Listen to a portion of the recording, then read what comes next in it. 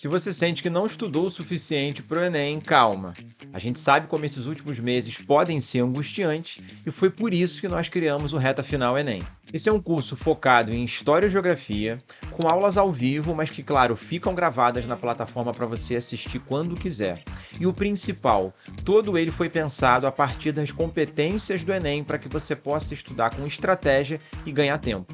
A gente preparou para você apostilas exclusivas por competências, com explicações didáticas, com os assuntos que mais caem e dicas práticas de resolução de questão. Além disso, também tem lista com questões anteriores, simulados inéditos, glossário da prova de humanas e um aulão de revisão na semana da prova do Enem. Tudo isso por R$ 197. Você que já acompanha o canal do Humanamente sabe como a gente trabalha. Conteúdo direto, com a devida profundidade e sempre realmente focado no que cai na sua prova. O link para garantir sua vaga está aqui na descrição. Vem com a gente nessa reta final, esperamos você! Olá, seja muito bem-vindo, seja muito bem-vinda a mais uma aula do nosso projeto solidário aqui do canal Humanamente.enem, canal voltado, um curso voltado para a sua aprovação no vestibular, preparando vocês para a prova de ciências humanas, especialmente de história e geografia, da maneira correta, ou seja, a partir do estudo por competências e habilidades, desde a matriz de referências da prova de vocês, da prova do Enem. Eu sou Leandro Casale, professor de História, e a gente está indo, para a nossa, digamos que, reta final, a gente está chegando próximo da prova, estamos aí nas últimas semanas que antecedem, a data da prova do Enem, e a gente está indo para a nossa habilidade hoje de número 24. Eu vou projetar a minha tela aqui para vocês, a tela do iPad, como a gente sempre faz, para a gente dar uma olhadinha na nossa lista de hoje. E aí, aqueles recados bem rápidos, A gente reforça que a lista com as questões, não só dessa habilidade de hoje, separadas por habilidade, a lista que a gente faz toda semana, mas as listas anteriores de outras aulas, de outras habilidades, se você não assistiu as outras aulas ainda, dá uma olhadinha na playlist aqui do nosso canal, tem todos os nossos vídeos, as nossas aulas, uma aula por habilidade, Então essa é a 24ª aula desse projeto, beleza? A lista dessa aula e dessas outras aulas anteriores estão na descrição desse vídeo aqui embaixo. A gente pede muito encarecidamente que você curta esse vídeo, comente o que você está achando desse curso e dessas aulas, compartilhe com outras pessoas que estão tentando o Enem também junto com você, para que o nosso projeto possa alcançar cada vez mais estudantes. A gente conta muito com a colaboração de vocês, e se você já é inscrito aqui nesse canal, já assiste a gente de maneira frequente, a gente agradece. Muito obrigado por todo o apoio, por todas as mensagens que vocês mandam, aqui no nosso canal, lá no Instagram também. Aliás, sigam as nossas redes sociais, está na descrição do vídeo aqui embaixo, @humanamente.enem, para ficar por dentro, dos conteúdos que a gente posta, dos stories e tudo.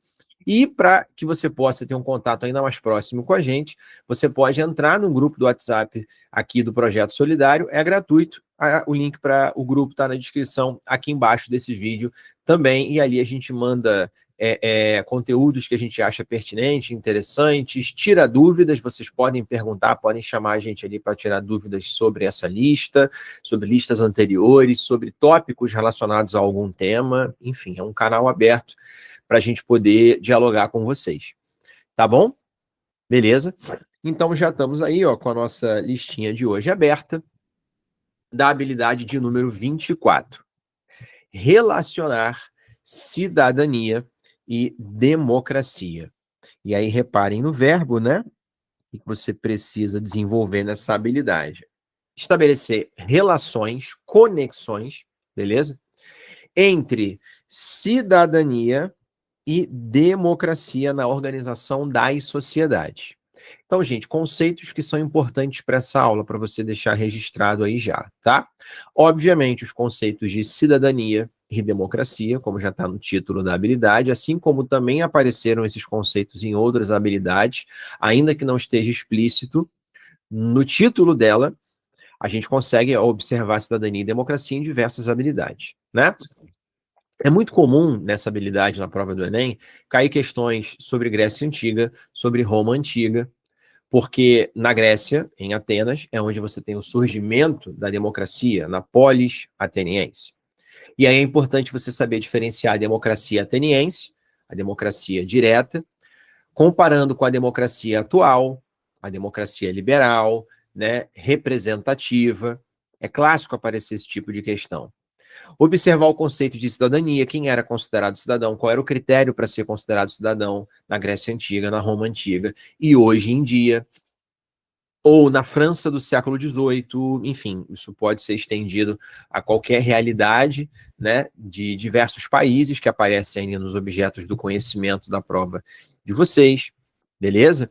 Então, é uma habilidade, assim como toda e qualquer habilidade, que pode aparecer em diferentes assuntos, tanto num passado mais distante, como na história antiga, como em questões mais contemporâneas. Então, por exemplo, Constituição de 88, que também a gente fala dela em muitas habilidades, ela é muito importante para a aula de hoje, entender a diferença, né, entre inclusão política e exclusão política, marginalização política, os critérios para que você seja incluído politicamente, entender o que são direitos civis, direitos políticos, direitos sociais, beleza? Entender exemplos de direitos dentro de cada âmbito, como a gente colocou aqui.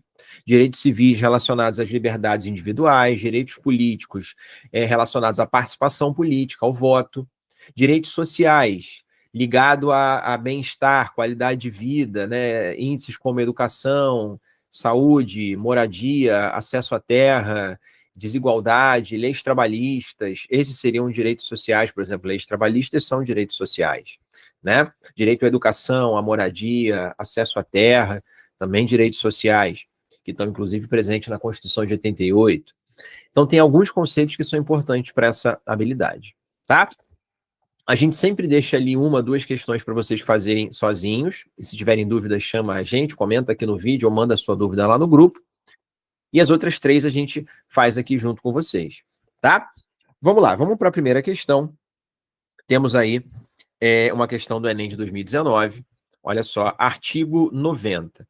As nomeações dos deputados e dos senadores para a Assembleia Geral e dos membros dos Conselhos Gerais das províncias serão feitas por eleições, elegendo a massa dos cidadãos ativos em assembleias paroquiais, aí ponto e vírgula, os eleitores de província e estes, os representantes da nação e província. Então, a gente está falando de como funciona a Assembleia e as eleições ali, né? Artigo 92. São excluídos de votar nas assembleias paroquiais, que é o primeiro nível de votação. Você vê que tem uma escadinha ali pelo que ele está falando, né? Você tem eleitores de um primeiro grau, eleitores de segundo grau. São dois níveis de eleitores, tá? São excluídos de votar os menores de 20 anos, menores de 25 anos, nos quais, se não compreendem os casados, os oficiais militares, que forem maiores de 20 anos, os bacharéis formados e os clérigos nas ordens sacras. Beleza. 2. Os filhos de famílias que estiverem na companhia de seus pais, salvo se servirem a ofícios públicos. 3. Os criados de servir, em cuja a classe não entram os guarda-livros e primeiros caixeiros das casas de comércio, os criadores da casa imperial, que não forem de galão branco, e os administradores das fazendas rurais e fábricas. 4. Os religiosos e quaisquer que vivam em comunidade claustral, isolados, né, fechados. E 5. Os que não tiverem, olha só, os que não tiverem renda líquida anual de 100 mil réis, por bens de raiz, indústria, comércio ou emprego, Constituição, olha aqui a referência como é importante, de 1824. Então, a gente já identificou o contexto histórico, né? Brasil, Império. Brasil Imperial, Constituição de 1824. Vou escrever de novo aqui. Tudo bem? Beleza? Vamos lá, dar uma olhadinha no enunciado para ver o que ele quer de vocês. De acordo com os artigos do dispositivo legal apresentado, com base nesses artigos aí, o sistema eleitoral instituído no início do Império é marcado pelo característica, de acordo com esses artigos, do sistema eleitoral do Império. Tá? Letra A. É um sistema marcado pela representação popular e sigilo individual. Representação popular, ou seja, é um governo que representa o povo. Quando fala de popular, estamos falando da maior parcela da sociedade, né? Quando ele fala aqui, gente, no 5º artigo, que quem não tiver essa renda líquida anual de 100 mil réis não vota, são os excluídos, olha aqui, né? Excluídos. Isso significa dizer que você tem que ter uma determinada renda para votar. Isso não é popular, pelo contrário. Você tem um filtro econômico que exclui boa parcela, maior parcela dessa sociedade. A Constituição do Brasil Imperial, gente, era marcada pelo voto censitário, ou seja, tem que comprovar renda para poder votar, tá? Não era um voto universal. Beleza? Então, não dá para falar de representação popular. B. Voto indireto. Sim, a Constituição dizia que o voto era indireto, as eleições eram indiretas. Você tem eleitores de primeiro grau que elegem eleitores de segundo grau, e esses eleitores de segundo grau é que elegem deputados e senadores. Essa escadinha, essa hierarquia, ele fala aqui, né? Eleições elegendo a massa dos cidadãos ativos em assembleias paroquiais, os eleitores de província e estes, os representantes da nação. Então tem 2 níveis, é indireto, tá? Não é uma votação direta. E perfil censitário. Censitário, como a gente já falou, com base na renda. Tem que comprovar renda para votar. Então, por enquanto, sem dúvida, a letra B. Letra C. É uma Constituição, o sistema eleitoral é marcado por uma liberdade pública. Que liberdade é essa onde só vota quem tem dinheiro? Letra D. Na verdade, trocou aí, né? A letra D está na letra C, a letra C está na letra D. Mas, enfim. A diagramação saiu errada. Foi mal, gente. Letra D, que seria letra D. Ética partidária e supervisão estatal. Em nenhum momento ele falou de questões partidárias aí, galera, nesse texto. Tá? E letra E. E ética partidária também não seria... Não só não é mencionado, como também que ética é essa, né? Não menciona nada no texto. Letra E. Caráter liberal. Quando fala de liberal, está falando de... Quando a gente pensa em liberalismo, a gente pensa em direitos individuais e tudo, e aí você vê que os indivíduos não têm os seus direitos políticos plenos, né? É bem restrito o direito ao voto. E sistema parlamentar não é liberal, e quando a gente fala de parlamentar, não dá para dizer que a Constituição do Brasil Império era parlamentar. Lembra que tinha um poder moderador, né? Que estava acima do poder executivo, do legislativo e do judiciário. Então, era uma lógica mais centralizadora, não era parlamentarismo. Nosso gabarito, de fato, letra B de bola nessa primeira questão. Então, viu? É uma questão que caiu, né, pegando Constituição e relacionando com cidadania, com direitos políticos, com direito à participação. Beleza? Vamos para a questão de número 3. Vou pular para a questão de número 3, tá bom? Espera aí, que eu estou tentando passar, não está indo, agora foi.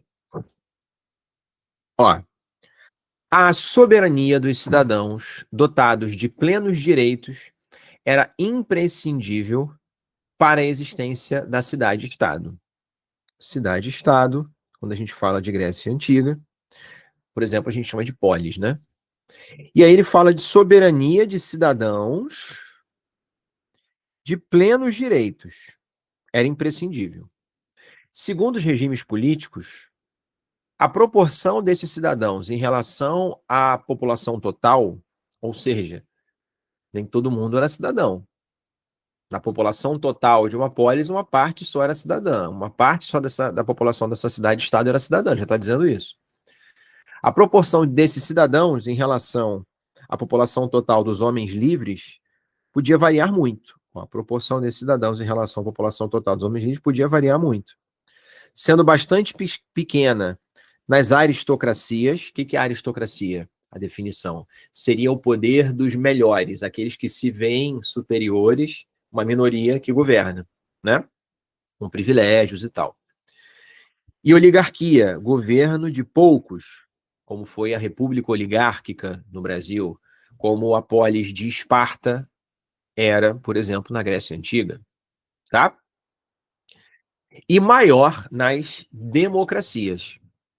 Democracias, lembra que Atenas era uma polis que evoluiu para um sistema democrático, mas mesmo assim, somente uma parcela da sociedade era considerada cidadã com plenos direitos. Tá? Não é o mesmo conceito de cidadania e de democracia que tinha em Atenas ou na Grécia Antiga, os de hoje. Hoje, para você ser cidadão, se você nasce no Brasil, você é cidadão, não importa a sua condição socioeconômica, de quem você é filho, nem nada. Em Atenas, ser cidadão era diferente, né? Tinha que ser filho de pai e mãe ateniense, nascido em Atenas e tal. Enfim, homem, né? Porque você tinha a exclusão política das mulheres, então a noção de cidadania não era a mesma. E pensar no mundo antigo de maneira geral, a noção de cidadania para muitas sociedades era muito diferente da noção de cidadania que a gente tem hoje em dia, tá? Beleza. Nas cidades-estado da Antiguidade Clássica, a proporção de cidadãos descrita no texto é explicada pela adoção do seguinte critério para a participação política. Ele está falando nas cidades da Antiguidade Clássica. Antiguidade Clássica, gente, quando falar Antiguidade Clássica, ele está falando de Grécia e Roma.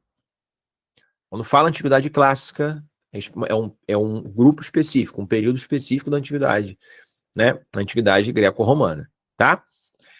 O critério para a participação política, para que você tenha direito à participação política, direitos políticos.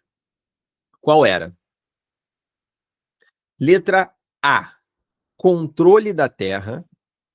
Então, o critério para você poder participar politicamente era controlar a terra. E a gente sabe que terra sempre foi sinônimo de riqueza, sempre foi sinônimo de disputa, de poder. Até hoje é assim, né?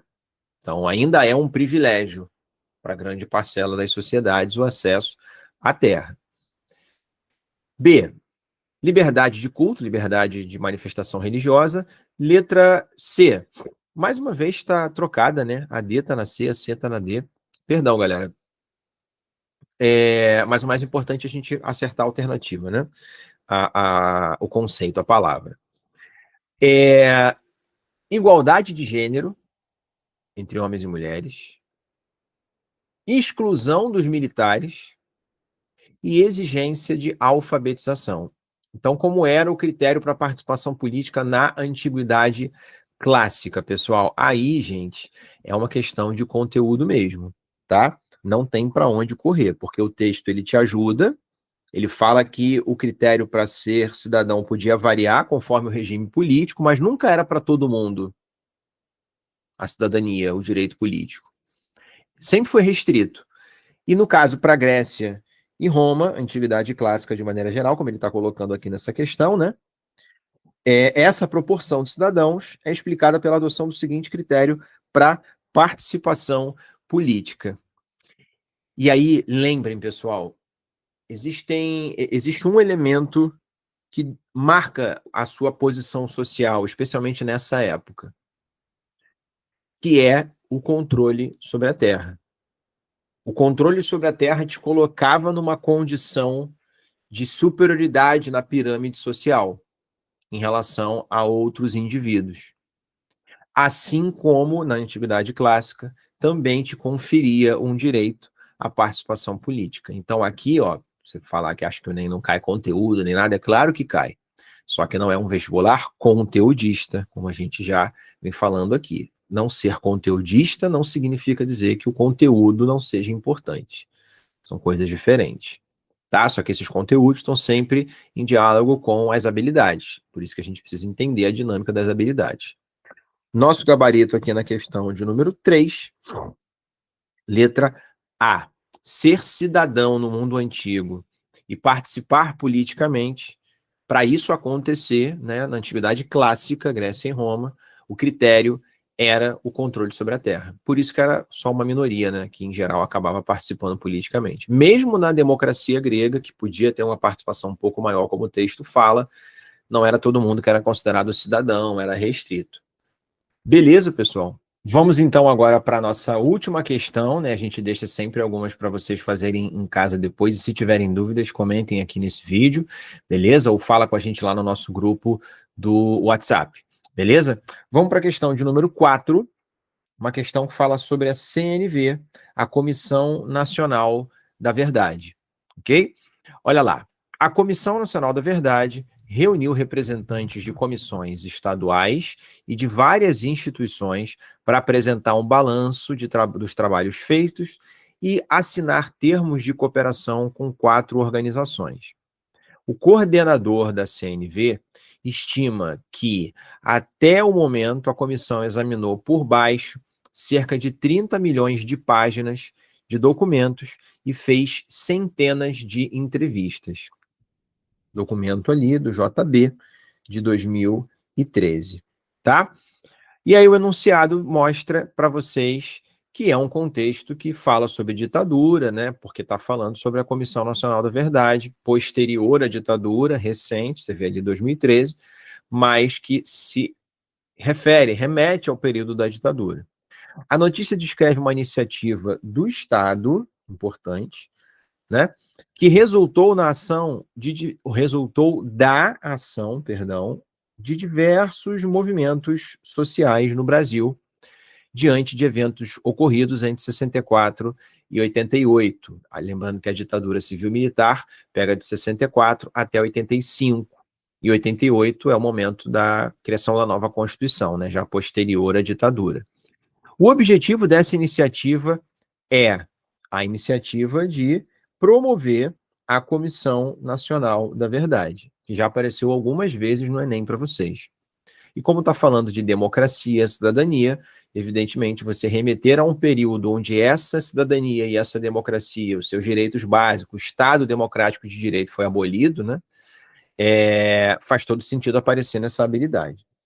Então vamos lá, o objetivo dessa iniciativa da CNV era, e aí lembra, o gabarito é validado pelo texto, tem que ter a ver com o texto. Às vezes você consegue fazer por interpretação, mas muitas das vezes você precisa trazer os objetos do conhecimento, os conhecimentos históricos, né?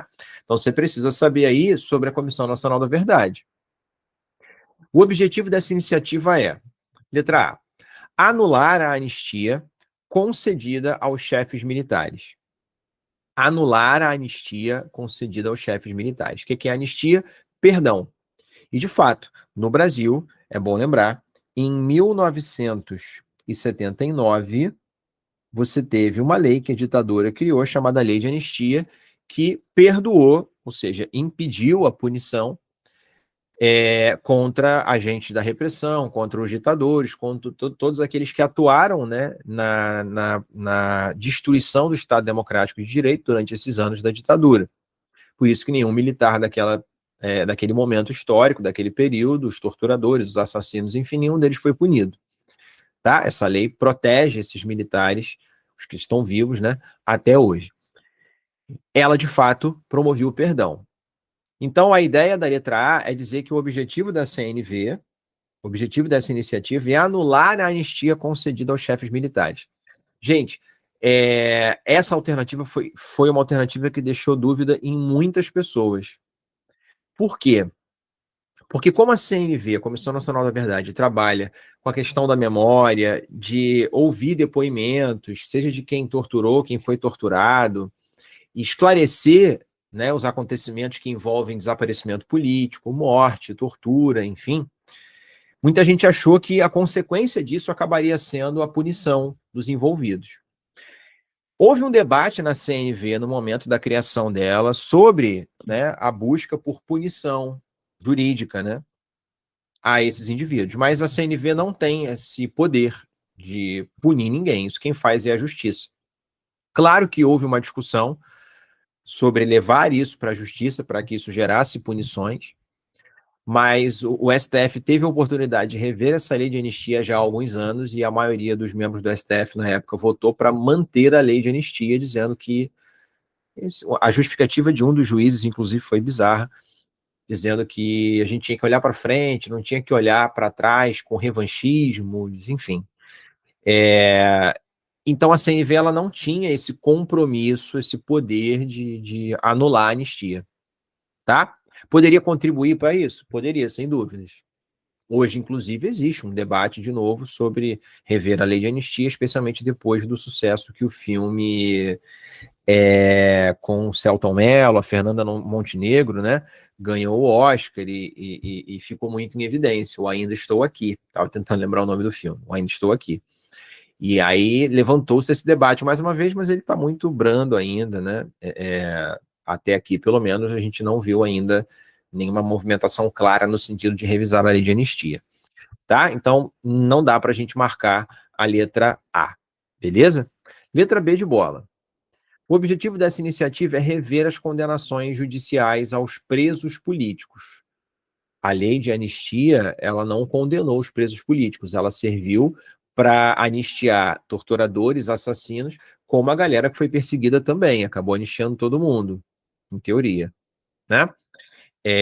Letra C, na verdade nem foi todo mundo, porque a galera que foi presa na ditadura, envolvida em ações revolucionárias, de luta armada e tal, essa lei de anistia não valeu para eles inicialmente não, só depois da ditadura que estenderam a lei de anistia para essa galera, tá? Letra C, o objetivo da iniciativa era perdoar os crimes atribuídos aos militantes esquerdistas. Não, a lei de anistia não nasceu para, primeiro, mais uma vez, nem punir, nem perdoar ninguém, nem anular a anistia. Enfim, ela não tem esse poder de juiz, de justiça, tá? Muito menos de alguma corrente política, esquerda, direita, enfim. Letra D, comprovar o apoio da sociedade aos golpistas anticomunistas, ou seja, o objetivo da CNV seria comprovar o apoio da sociedade aos golpistas anticomunistas. Essa alternativa não tem o menor sentido, o menor cabimento, não tem nada a ver uma coisa com a outra, tá? Comprovar o apoio da sociedade aos golpistas anticomunistas, como se fosse para comprovar o apoio da galera que deu golpe, né? Letra E, esclarecer as circunstâncias de violações aos direitos humanos. E aí, quando a gente fala de democracia no século XX, no século XXI, democracia atual, ela está atrelada, em teoria, às noções de direitos humanos, que é uma noção também importante para essa habilidade, tá, gente? Então, de fato, era esclarecer as circunstâncias das mortes, torturas, desaparecimentos, assassinatos, violações dos direitos humanos. Sem dúvida, nosso gabarito na questão número 4, letra E. Ok? Se você não entendeu, se você tem alguma dúvida, deixa o seu comentário aqui embaixo, fala com a gente lá no nosso grupo do WhatsApp, entra no nosso grupo do WhatsApp, curte esse vídeo aqui, dá essa moral pra gente, compartilha o nosso projeto, para que o nosso objetivo de chegar agora a 500 inscritos seja alcançado, a gente está perto. Muito obrigado a todos que já se inscreveram. Eu vou ficando por aqui. Essa é uma habilidade que cai basicamente em história, não cai em geografia, tá? Dialoga também, claro, com filosofia, com sociologia, mas como nesse projeto solidário somos história e geografia, eu e Felipe, é uma habilidade que compete só a mim gravar, né? Só ao professor de história gravar. Então, o Felipe não está aqui nessa aula de hoje, beleza? Mas ele vai voltar na próxima habilidade. Isso já aconteceu em outras habilidades, onde você tem basicamente geografia, onde você tem basicamente história, mas na maioria das habilidades a gente está aqui gravando juntos, fazendo as questões, até por conta da interdisciplinaridade da prova de Ciências Humanas do Enem, uma marca dessa prova. Tá bom, pessoal? Espero que vocês tenham curtido. Deixa o seu like aqui, compartilha esse vídeo, se inscreve no nosso canal, segue a gente nas nossas redes sociais, a descrição está aqui embaixo com as nossas redes sociais, o link para as listas, o link para o grupo do WhatsApp, e se você quiser ter uma preparação ainda mais intensa, com mais questões, com simulado inédito, com materiais em PDF, enfim, aulas ao vivo que ficam gravadas, acesso à plataforma, grupo no WhatsApp, a gente está com inscrições abertas para a nossa reta final, ainda dá tempo. Fala com a gente se você tiver alguma dúvida, tá bom? Beijo, abraço, nos vemos até a próxima aula. Tchau, tchau, pessoal.